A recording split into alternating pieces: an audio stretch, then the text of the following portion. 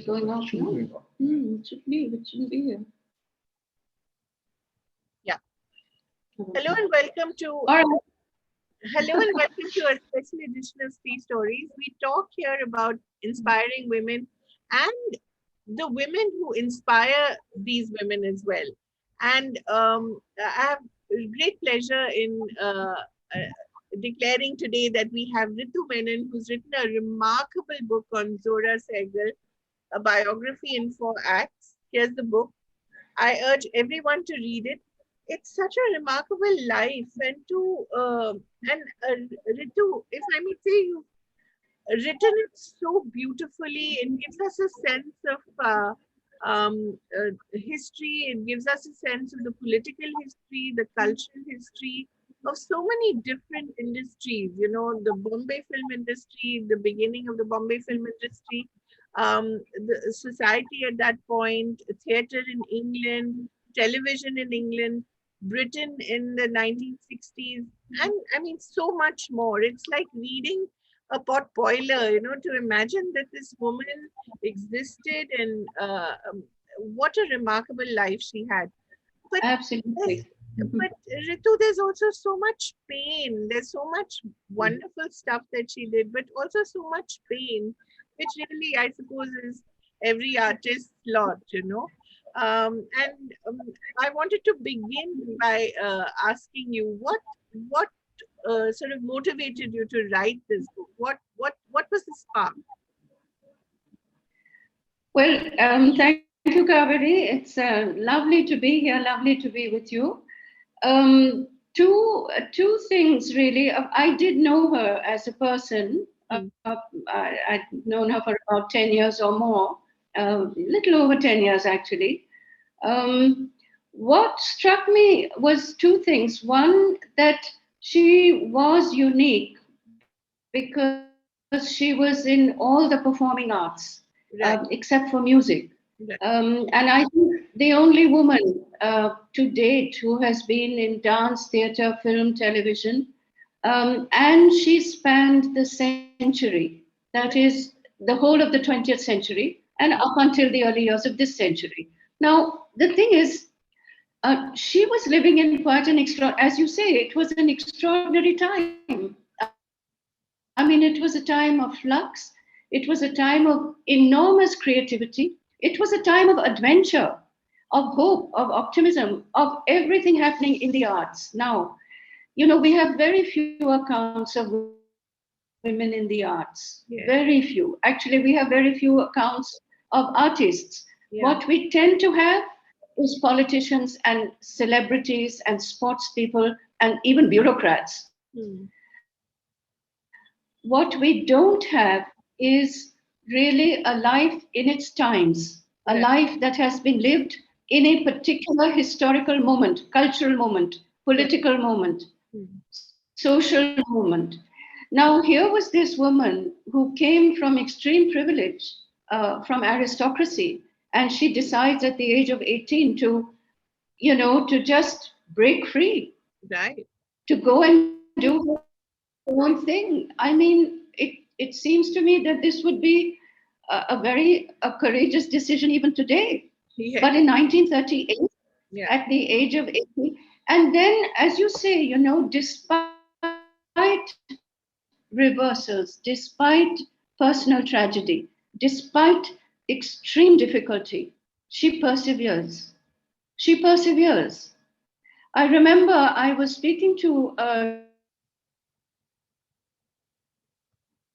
Roshan Seth, because, you know, later, say in the 70s, in Hmm. theatre, Saeed Jafri, Roshan Seth, Alek Padamsi, all these people. And I asked Roshan, because he knew Zora, and I said, what do you think was so exceptional about her?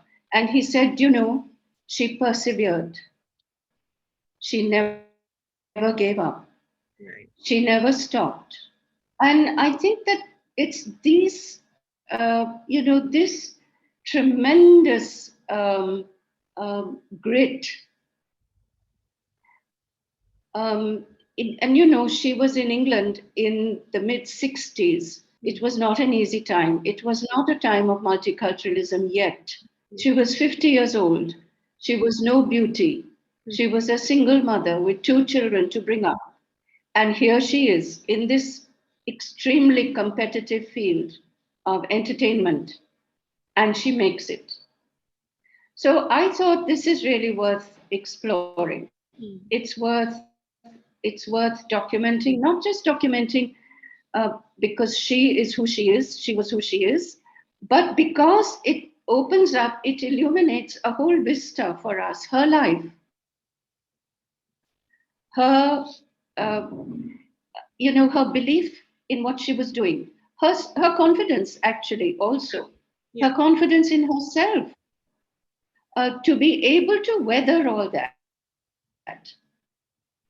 and to come out, with a broad grin on her face and a twinkle in her eye and that crooked grin of hers. I mean, it's something. It's something. And Ritu, So, sorry. Yeah, it was just fascinating. It was fascinating to look into all this, and it was terrific fun to be able to write it. I mean, I could never approximate her energy and her enthusiasm and her sparkle, but I mean, I certainly wanted to give it a shot. So, Ritu, what I think most I don't know if it comes through, but it's. Oh, it does. It does. I'm sorry? I think her energy, her enthusiasm for life, for her work, for all the arts that she was involved in, all of that comes through. And, it's not just a documentation, but it's finally a celebration, a real, true celebration. Yes. One of our greatest artists who's really somewhat been marginalized, neglected. We've had so much written about Prithvi Kapoor, for instance, but not enough about her or even Uday Shankar or Ravi Shankar. And what a remarkable woman she was. But Ritu, part of the reason, sorry, part of the reason I think is because the better part of her career was actually in England. Yeah. I mean, she spent 20 years outside. Ravi Shankar, it's the same. Right. He spent the better part of his performing life outside the country. And so I think they tend to recede a little bit, from everybody's consciousness. If they're not on the scene here, then they're not remembered in the same way, and they're not maybe they're not even seen in the same way. By seen, I mean literally seen, because if they're not performing here, yeah, literally, or literally heard in Ravi Shankar's case. So I think part of the problem is that they were outside the country. And another part of the problem is that I do think today that we're dazzled by a very different kind of performance, a very different kind of in your face presence. She was never that. She was a great performer, great, but she was never in your face in the way that we see today. People, jostling with each other for attention, vying with each other for celebrity status. So maybe a little bit of that as well. Okay. And Ritu, one of the most remarkable things, and I find this repeatedly in the lives of women artists, is that they're never able to establish the kind of gurudom, that the men find it so easy to do. Men find it so easy to gather acolytes, disciples, students. And one of the greatest struggles of her life was to, that when you talk about her coming back to India, Mrs. Gandhi inviting her, and she trying to set up the folk dance ensemble. Right. Yeah. So I find that you find that with Begum Akhtar as well. The women never become a gharana. They never become a gurukul. It's always a male privilege, isn't it? Almost always, almost. And one of the things that was very for nice. Rukmini Devi, I suppose, she was an exception. Who? Rukmini Devi Arundel, whom you also mentioned. Yes. Yeah. but the difference between Rukmini Devi and all these others is that she set up Kalakshetra. She set Right. up an institution. Now, I have always wondered if Zohra Segal and Kameshwar had remained in Lahore, if partition hadn't taken place, if they had not Yeah. relocated, if her dance school had continued, she may well have had that sort of experience, like Rukmini. One Right. of the things that she found most satisfying in England was her work with young actors in Southall, young Right. Indian Asian, British Asian, aspiring actors in Southall. She found that a very worthwhile experience. And so I do think she was a teacher. It's Hmm. just that she never had the opportunity to continue as a teacher because she was always at work herself. That's right. And how She remarkable never it was. stopped. She never stopped working. Whatever it was, she never stopped working. And that is one great lesson to the younger women out there as well, because you hear so much, Ritu, and I think you hear it much more, of women giving up mid-career because of pressures of husband, children, etc. She never stopped. Never. That I was remember endurance. every birthday she would have a party, of course, even till in her late 90s, and there were always her few, the very close friends who would be there, and then she would say to me, "Tum bhi aana." So of course I would go, and she said, "थोड़ी जल्दी आना तो wine हम शुरू कर लेंगे, तुम और मैं." So on one of these occasions, I said, Zohra Appa, aren't you tired? Don't you want to stop? And she said, I have to support three generations because it was a four-generation household. There was Zora, Right. Kiran, her granddaughter, and her great-granddaughter, and they all lived together. It was lovely, actually, lovely to see. And she said to me, Yeah. only half jokingly, mind you, but I have to support four generations. Now, that was only part of it. I think the greater part of it was that she simply loved performing. Right. She just loved it. And because she wanted to continue for as long as possible, she kept her discipline Right. ironclad. Ironclad. She never stopped. Right. She used to tell me, तुम मुझे 8:30 और 9:30 के बीच में phone मत करना. And I said, why? वो क्यों? She said, क्योंकि मैं रियाज कर रही होती हूँ. I said, Amazing. आप क्यों रियाज कर रही हैं at 95, 98? She Right. said, नहीं, 34 नज़में, 17 नज़में आगे वाली बालकनी पे और 17 नज़में पीछे वाली बालकनी पे. Wow. Throwing her voice. Amazing. Which is why she never missed a word in her recitations. Never. Never halted, never stumbled, never forgot a line. Really amazing and extraordinary discipline. Right. Really, all these women, and it's like you say, that particular generation of women, I think the ones who had that kind of starch in their spines, Hmm. they just never gave up. And it's so Never. important to recall that now, Ritu, isn't it? Because it's I all think too so. easy to Oh, say, forget it. Life is yeah, so take it comfortable. easy. Yeah, that's what I'm saying. This easy celebrity Yeah. that we have become accustomed to seeing and hearing about is in complete, diametrically opposite to her kind of celebrity, which I Hmm. think in so many ways is evident in each one of her performances. It's a great shame that we actually don't see the best of her performances here Right. because it was on British television or on films made in the US or the UK. I always think that we make such a big deal about the Priyanka Chopras and the others who all so-called Look, called crossovers. yeah, look at her. But Zohra was acting with Yul Brynner and Michael York and Rita Tushingham and Richard Gere and, Peggy Ashcroft and And all these people Merle decades Oberon, ago. Vivian Leigh. I mean, And more, yes, exactly.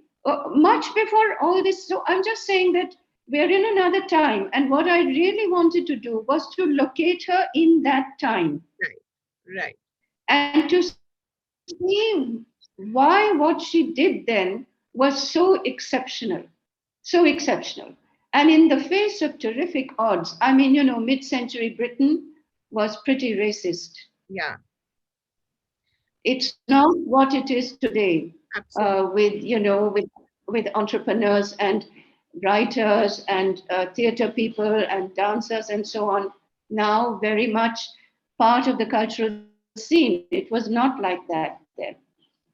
It really wasn't. I remember Waris Hussain, whom I interviewed, saying, and mind you, he lived in England, Yeah, and he worked and lived and continues to. And he said the implicit racism in Britain in British and in theatre and television and film. He said you had to experience it to know it because it was very subtle, but it was there. And right. there she was. She just decided that she was going to do it no matter what. So it's and do it on her terms. Yeah. She wasn't going to be selling herself short, and she Mm. wasn't going to be compromising. That's remarkable. And Ritu, the It's other thing, admirable. yeah, and the other thing that struck me about her was that, when she goes off, when Kameshwar is sort of slipping away slowly in Bombay, you can see that he's sort of just drifting away from her. And she's on tour, and you say the household is somewhat in disarray. And again, I want to come back to that point that that is the moment where she could have just said, God, this is so Yeah, difficult. And societal norms also expect you to then sort of be the good wife, be the good mother.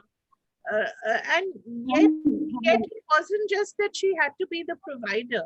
She also enjoyed her work, and that is absolutely. important. Isn't that important? Why should Very women important. why should women not enjoy the work that they're doing? Why does it always have to be, if it's about, she has to be the provider? She can also just love it. Why not? Absolutely. And in fact, what you say is important because her sister Uzra Yeah, did just that. She did yeah, give up everything. right. And she gave it up because of social convention, Yeah, and because she found that it was easier to simply, to surrender, to just go by surrender. yeah, Yeah, to follow societal mores. yeah, Whereas Zora decided that she was not going to do that, and actually she decided that at 18 when she said she was not going to get married. get married. She had already made that decision. And when she did get married, that was fine, but that didn't mean that it was going to redefine her. Yeah, She didn't allow it to redefine her. That I think is a very important choice. It's absolutely. a very important decision. So, for me, these lives are not just remarkable but exceptional because of the choices that the women make Hmm. and the circumstances in which they make them. What Hmm. was what was where was the need for her at 50 years old to leave the country in which she had grown up and worked and Right. go off and try her luck in a country that she may have visited, but she had certainly never worked in. She may have performed in them with Uday Shankar, but she had never gone there on her own. It was because she she wanted to leave behind, in one way, the sorrow of Kameshwar's suicide. Right. One very major reason. Right. And then to also realize, because she was very practical, very pragmatic, that if she did want to bring up her children, Right. maybe Britain would offer her that opportunity as a single mother, Right. and allow her to do what she was, you know, she was in love with doing. Yeah. It was more than a vocation, it was a passion. Absolutely. She was always performing, always. She always said, everything I do is for an audience. Yeah. But why She not? always I mean, she's a performer, Yeah. so I think she will perform. Absolutely. What she's, else will she do? she's an And actor. She's there's an actor. Yeah. such wonderful relationships. The one between Prithvi Kapoor and Uzda and Zohra, Uday Shankar, Yeah. Yeah. and his very promiscuous nature and causing all sorts of havoc in Almora. Again, a wonderful institution that just collapsed because you Yes. know, perhaps one man's ego or one man's lack of discipline. So that is what was so distinctive about Zohra. Zohra had the discipline as well. She didn't just have the talent; she had the Yes. discipline, the rigor. Absolutely. Yeah, Absolutely. You see, the difference between, let's say, someone like Uday Shankar and Zohra was, Uday Shankar was a gambler, yeah, a very creative, artist, but a gambler. mm. He gambled. He gambled with brilliance. Mm. She was not a gambler. Mm. She was an actor with great seriousness of purpose. And so, as she says, she may not have been brilliant, Mm. but she stuck to her guns. Right, And she did it with tremendous, uh, not just discipline, right, but great hard work. yeah, Great hard work. And she did it in a medium that was not her first love. that's Film and television were not her. Theater and dance. yeah, She always wanted to be on the stage. yeah, She would say, look, there is a difference between performing on stage and performing in front of a camera. And she said, theater is like a sari and film is like a rumal. You can make a rumal out of a sari, but you cannot make a sari out of a rumal. lovely. But look, she persevered even in the medium and gave it her all. That was not Right, her first love. Her first right, love was stage, whether for dance or for theater. right, right. I just think that this is also a choice. She understood. I don't have a place in dance anymore, not Yeah, at 50 plus. I may not have a place in theater, but if I have an opportunity in film, I take it. right. And Ritu, So the whole act these are the whole act of going to a new country at the age of 50, I mean, to have that kind of yeah. ability to begin all over again, by the age of 50, we're also exhausted of living, and working. And you're sort of looking forward to the last 10 years of your working life and think you'll finally retire. And here was she was beginning all over Yeah. again. So yeah, precisely, exactly. I don't know if I would do it.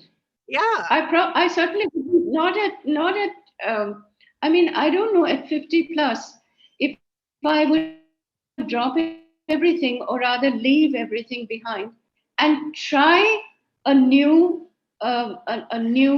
try for a new career right, in another country, right. not even in my own country. I mean, in the mid 60s, when she left for England, Al-Qazi was already in Delhi. Hmm. And he was, it was, he had ended his dynasty had not yet begun, but he had relocated. Right. So, or he would in the next couple of years. I'm not exactly sure of the dates, but certainly in the mid 60s, there could have been for her an opening here. Yeah, for sure. At But, NSP. but she chose to first then train as a theater artist. After all, she goes to the British Drama League to Right. train, Trade. Yeah. and then decides, okay, let me get a little bit of experience as well. Yeah. There you are. Wonderful. I mean, it's truly an Not like inspiration. everyone else. You do your course and you come back. It's just unusual, to say the least. Ritu, I wonder why you were researching this, because there's so much, there's 40. Sorry? I was wondering while you were researching the book, there's so much in it and so many characters. There's 41 Pali Hill, there's Chetan Anand, there's Yes, only. Nani. Wow. I mean, it's so inspiring and so exciting. And I was just wondering while you were researching all this, didn't you feel that you wanted to, hey, this person's biography will be interesting as well. That person will be interesting as well. Is this, Yes, of course. yeah, I I I actually think that Bombay of the 1950s and early 60s is one of the most under-researched subjects you- I, in the arts. I hope that will It become, was a I yeah, don't so, know, someone else, someone should be doing it. I mean, there are so many stories there. yeah, It's such a rich scheme with so many strands and such. I mean, look at 1950s film, for example. absolutely. 1950s art, that whole scene at the Bulabai Desai Institute. My Right. God, what an inspiration! It's an absolutely fascinating 2 decades of art history. Actually, that was one of the reasons that I thought Zohra's 15 years in Bombay with Prithvi Theatres at probably its most exciting period was a very worthwhile, a very worthwhile period to research, and it was fascinating. It is fascinating. Not I just mean, this. This is just yeah, one tiny piece of it. yeah, That whole mosaic is yeah. radiant. It's really wonderful. I mean, it's one of the most interesting things about doing this writing the book was the research, and research in mid-century England, absolutely fascinating. To be able for her to be there when it was just beginning. Always, the most exciting time is the just beginning time, That's the beginning. Yeah. when things are just beginning to take shape, not when they have reached their full development, but when they're beginning. The most exciting. So with Uday Shankar, in his experimental dance, with Prithviraj Kapoor, with his theatres in Britain, at the beginning of multicultural programming for television and film, she was lucky to be at the right time, at the right place at the right time. Very lucky, Right. very, very lucky. But she also sees the moment. Yeah. Let's not forget that. She sees the moment. She made it happen, literally, out of nothing. Yeah. I would love to read a biography of 41 Pali Hill. I mean, does it? So would I. So would I. I mean, Uma's book is on Chetan Anand basically, Right. not on 41 Pali Hill, but the whole of Pali Hill. Actually, the whole of Pali Hill. Yeah. That sort of community with Dilip Kumar. With I mean, it was a very cosmopolitan little hamlet at the Yeah. time. Fascinating, absolutely fascinating. Someone should do it. Someone in Bombay should certainly do it. I don't know, maybe someone. Let's put the word I, out there and it'll happen. say who, but Thank you so much, Ritu Menon, yeah, for this. let's hope it'll happen. For this book. It's a remarkable book on a remarkable life, a remarkable woman. And I'm so glad you did it. And it's out there for the world to read. I recommend it highly, and what a pleasure it was to speak to you. Thank you so very much. Thank you, Kaveri. Thank you, and I'm so glad you enjoyed it. Thank you very much. Thank you. Lovely. Okay, bye. Okay, bye. Bye.